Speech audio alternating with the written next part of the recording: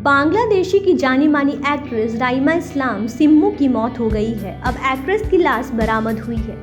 ढाका के केरानीगंज ब्रिज के पास राइमा इस्लाम सिम्मू की लाश के बोरे में मिली है।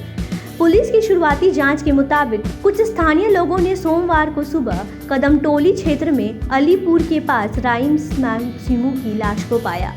इसके बाद लोगों ने लोकल पुलिस स्टेशन को सूचना दी। राइमा इस्लाम सिम्मू के शरीर पर चोट के कई निशान थे और उन्हें शक था कि रविवार को अपराधियों ने उनकी हत्या कर दी गई होगी। राइमा इस्लाम सिम्मू के शरीर पर चोट के कई निशान थे और उन्हें शक है कि रविवार को अपराधियों ने उनकी हत्या कर दी होगी। सिम्मू के लापता होने के बाद रविवार को उनके परिजनों ने कालाबागान थाने में शिकायत दर्ज कराई थी। पुलिस ने अस्वाभाविक मौत का भी मामला दर्ज किया है और पूछताछ के लिए अभिनेत्री के पति शखावत अली को हिरासत में लिया है। अली के साथ उसके ड्राइवर को भी हिरासत में ले लिया गया है। खबरों के मुताबिक पुलिस अपने आधिकारिक बयान में अभिनेत्री की हत्या के पीछे का कारण पारिवारिक कलह बताई थी। वहीं अब दिग्गज अभिनेत्री के पति ने हत्या की बात कबूल कर ली है।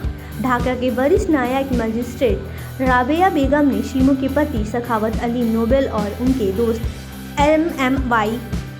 दोस्त SMY अब्दुल्ला फरहार को मंगलवार को पूछताछ के लिए 3 दिन के रिमांड पर रखा है। 45 वर्षीय राइमा इस्लाम सिम्मू ने साल 1998 में फिल्म वर्तमान से एक्टिंग करियर की शुरुआत की थी। वह अब तक 25 फिल्मों में और कुछ टीवी शो में एक्टिंग कर चुकी थी। वह बांग्लादेश फिल्म आर्टिस्टिक एसोसिएशन की सदस्य भी थी।